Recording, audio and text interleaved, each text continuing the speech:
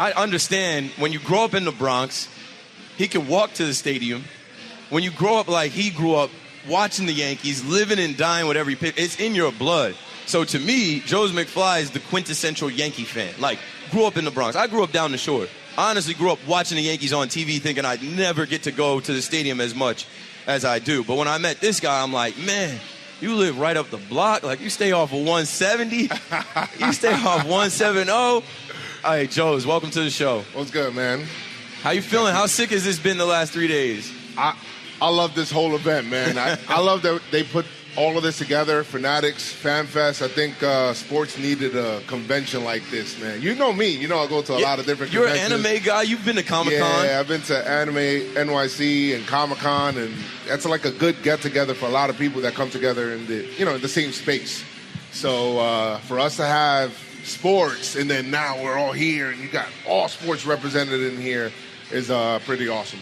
Yeah, and to bring your kids out is dope. Hey, yeah, Sophia, right, Noah, how you guys doing? Y'all famous, you know that? Yeah, they know they're famous. Y'all be on the stream, YouTube, out here. So yeah, man, for the kids to come out here, I didn't bring my son out here. I told my wife, I'm like, everyone I've seen pushing a stroller around, they look like they're regretting it. Yeah, it's not easy at these kind of events. You want to bring them because you want them to experience. Well, your kids are bigger now. My son's 16 months. I'm like, no, this isn't a place for him. Yeah. They can walk. It's fine. I don't got to push them around anymore. It's fine. Yo, so let's get right into it, bro. The other night I was on air, Friday night, and David Rifkin was talking to me about something with Soto and the pitch to Soto. And in my mind, I started thinking about something, and I broke into a Dominicano. Juan Soto could be the first Dominican-born retired number in Monument Park, be like the face of the Dominican Yankees forever. Am I missing somebody? Is there somebody else? I mean, he could be the second. We have Soto if he retires Yankee. Who's the first Dominican player that's in Monument Park? That's what I'm saying. Soto would be the... I think he would be the first. He would be the first. That's what I'm saying. Am I forgetting somebody? Somebody was saying... Somebody was like, nah, Mariano. I'm like, nah, Mariano's he's Panamanian. He's Panamanian, I'm like, I'm trying to think. You're gang out here, creatures out here. But yeah, so that's a selling point. Oh, yeah. I also think the Yankees have leverage to retain Juan Soto because he's here. He's in the pinstripes. Oh, yeah. He's in the road grays. He's embracing the fans. You just saw the bleacher creatures pull up. 203, big love when he comes out. So what do you think about the chances of Juan Soto staying a Yankee, Hal Steinbrenner paying him, and what it's going to mean in this near future? Man, I think the Yankees need to understand that the fan base may revolt if you don't bring back. It's like on a Aaron Judge level. Like, if you do not bring Soto back. Non-negotiable. Must happen. Yeah, you have to have him back, man. It's just what it is. Like, it's a problem. So we get to see this year, right? We get to see Juan Soto hitting in front of Aaron Judge. Soto's having his best year ever. And Judge is having a pretty damn good year as well. MVP. You got to keep those two together. Whole thing. That tandem has to stay together. Yes. That's a selling point as well. Don't you want to play with Aaron Judge? It is. It's a big-time selling point. I think it's also important, I think, if Jason Dominguez is part of your future, for you to have somebody like Soto, like kind of like bringing them along, Dominican like brethren. OG, big bro. Not really OG, they're like. Yeah, it's crazy. Like I think of Juan Soto like he's 30. He's 25. Yeah, him and Jason Dominguez are closer in age than what he is to Judge, which is wild. And he's been in the league since like 5 ever. Like he's been 19 up in the big leagues hitting homers off of Verlander. So they got that in common. So it's nice. I'm glad you mentioned Dominguez because it goes hand in hand. Like I look at the Yankees and the youth movement that's about to happen, and that's got to be intentional. That's got to be a part of the roadmap and the plan to pay Aaron Judge, Garrett Cole, and Juan Soto on top of having Giancarlo and Rodon and some of the other contracts. Having Volpe, having Wells, having Ben Rice, Cabrera, Oswald Peraza, Spencer Jones eventually, having this young, talented group of homegrown players is what's going to offset the cost of Juan Soto. How much do you think Juan Soto is going to make? I know it's over 5. I know it's over $500 million. I mean, I don't know, the market and where it's at, and he stays healthy. Yeah. And he's young. He'll be 26, get a contract till he's 39, 13 years. 550. I think it's between 515, 525 to.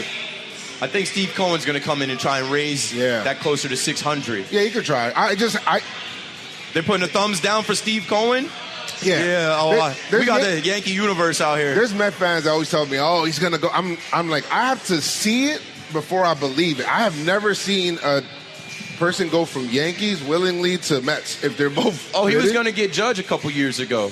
Yeah, sure. He was going to get Ohtani. There's a lot of people. He was about to get Yamamoto. He offered more and didn't get him. So I don't know. I mean, that's why for me, I got to see it to believe it. Carlos Beltran he wanted to be a Yankee first, and the only reason he became a Met was because we know how that went. They were like, well, we don't want to, And then we got older Carlos Beltran. Yeah. And that's fine. He did all right. He did well. He did all right, but that team got old real fast. Real fast. Anyway, I mean, with the conversation around Juan Soto and the Yankees, Juan Soto and the Mets, I keep saying a lot is going to be determined by the way that this season ends. Yeah. Let's say the Mets don't make the postseason. If the Mets don't make the postseason, is Juan Soto going to say, yeah, I want to go over there. I want to play for the Mets. I want to play and hit in front of J.D. Martinez, or not J.D. Martinez. He'll be gone. Weird. Pete Alonso. He might be gone too. Yeah. Maybe. I mean, I look at it as Soto's starting to see, because he was already with the Nationals and being the solo guy. Right. I think he's starting to see, how much easier his job is with having a judge right behind you. So how many teams are offering that? None. Like the Dodgers maybe? None. If you go to but the Dodgers are going to shell out another 500 plus. No, I don't think so. That's another thing too. Everybody keeps mentioning the Ohtani contract. I see Brian Dable just pulled up. That's a great costume. Yeah, that's a great costume. That's good. I saw somebody saw my whole pinstripe outfit yesterday, and people hate online, and I wore all pinstripes yesterday. They're like, "Why does Keith dress like a 10-year-old?" I'm like, "It's Fanatics Fest. What are you talking about? What are you supposed to dress like in here? You're supposed to wear your team jersey, dress from head to toe like that." I just saw somebody with a full football uniform on. Brian Dable just showed up. So good. You guys are playing into it. But, yeah, with how do you sell a franchise that doesn't make the postseason when he's going to be in the postseason this year with the Yankees? Yeah. I had the thought recently, whether they make the play or whether they're going to make the postseason, whether they make it to the World Series and win or lose, Juan Soto's going to feel like there's unfinished business there. Yeah, always. So Yankees go to the World Series, they win. He's been like, I think we got to run it back. We got to try and repeat. If they don't make it, it's like, I think we can do it. We just need minor tweaks. People get more mature on the team. We got a young kind of nucleus. This is kind of like the youngest Yankee team in a long time. If you really think about it, people are telling me, like, yo, let the kids play. It's like, they're playing. It's like, so with Jason Dominguez up here, we'll see what's up with that. But I think that he's going to feel like this. New York has a tremendous selling point, the Yankees. Mm-hmm. So I'm looking forward to that. So looking forward to it. You mentioned letting the kids play. The Yankees do have a lot of young players right now playing. Yeah. We just seen Palooza 2024. Yes, Peraza come up, with the toe tap. Jazz is young too, man. Jazz counts as a young guy. He's hurt. Yeah. But, so him getting hurt opens the door for Peraza. Yeah. I saw Gio Urshela got DFA'd so that the Tigers could play their young kids. No, the Yankees are not interested in bringing in Gio Urshela. All respect to Gio to God, but that ship has sailed. Cashman's not even considering it. Right. But now we're looking at an infield where they're going to have Cabrera playing third. They're going to have Oswald Peraza playing third. But I'm looking at Anthony Volpe because both of those guys can play shortstop. Yep. As much as I love Volpe, Jersey guy, grew up going to the stadium, great family, Yankee fans, right? They're like part of us, one of us. I feel like everybody could use a break. Everybody could use a day off. He plays every day. He plays shortstop for the Yankees, which is like one of the most famous. Like, we just had Derek Jeter in here talking about all I ever wanted to do as a kid was be the shortstop of the New York Yankees. Same thing with Anthony Volpe. He grew up to do it. But what's tough about it is the Yankees said, you're the guy. You're not getting sent down. We're not giving you any breaks. He's still learning, evolving, and developing on the fly. Do you think that they give him a break and potentially put Peraza at shortstop or Cabrera at shortstop to give him a blow, give him a break? I mean, they should. I mean, not a long-term break, but there was a while where it's like, yo, if he gets hurt, like, who's backing up shortstop long term? Yeah, I can't. I don't know. Don't scare me like that. Don't scare me like that. But and he's playing well, but I'm all right, you know. But now Peraza, like you said, Peraza can play short. You have you got Cabrera can play short, and you need to shore up that infield, man. And I think because of the infield's troubles at second base, most specifically the right side of the infield, is why I think the Yankees told Holmes, go away from that sinker, and throw that slider more, get more swings and misses. It's just unfortunate. He gets a lot of balls on the ground, and people were not converting the outs all the time. It stinks. You mentioned Clay Holmes. I've started to hashtag pray for Clay. I've been calling him Pray Holmes. Yeah. Because when he comes out there, there's nothing we can do but pray. Yeah. He was solid a couple nights ago. He was. But I had a take where I said if the Yankees think they're winning in October, they can't be married to this is our closer no matter what, every situation.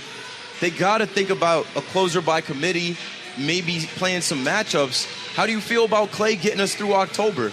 I think that's what it's going to have to be, Keith. Like, the time to make that change would have been the deadline.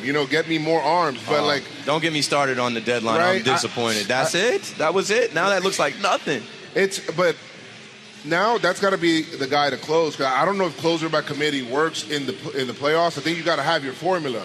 I haven't really seen people say, oh, well, today you're closing. Like, I think it's a mental preparation, especially in the playoffs, for you to close those big-time games, man. And I just need for the most part, Holmes is good, man. Like, I don't think he gets rocked like that. The only time I remember him getting, rocked was against the Red Sox that one time. Masataka Yoshida. Yeah. That doesn't really happen. It's mostly the infield's not converting out. I'm thinking about Baltimore, ground ball to Volpe. Double play don't get turned. Yeah, ground ball, bobble, plays not made. Verdugo falls down.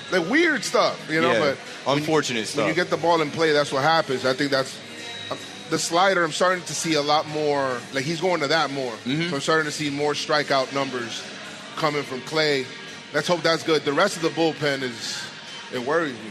Who else you want closing games for you? I don't know. Anybody at this point. I don't know. They need to go ahead and get Ian Hamilton back, Scott Efros. That's happening. I mean, this is the team. This is the bullpen. This is the Yankees team that you have. If they're going to win 28, these are the guys. The trade deadline passed. They didn't get Tanner Scott. The trade deadline passed. They didn't get Flaherty. They didn't get another starter. This is the rotation you have in the bullpen. We'll talk about the bullpen. I mean, Luke Weaver came out.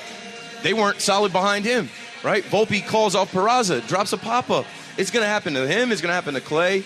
We just got to pray. We got to cross our fingers. Any of these guys can get rocked. Tim Hill or Michael Tonkin. Jake Cousins has been solid, but, there's nobody really right now. Even, Tommy Kahnle, there's nobody really right now that's, locked in the circle of trust. Well, I thought about something. I mean, you remember 2009.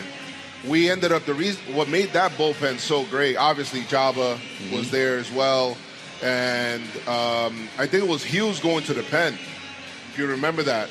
So I think Clark Schmidt coming there back. There you go. I don't know if you do him pen and Hill starting or because you can't ignore the innings with Hill. It's coming. You can't. You just can't. He just pitched nothing last year. So you gotta do something there to save his arm and save him from himself.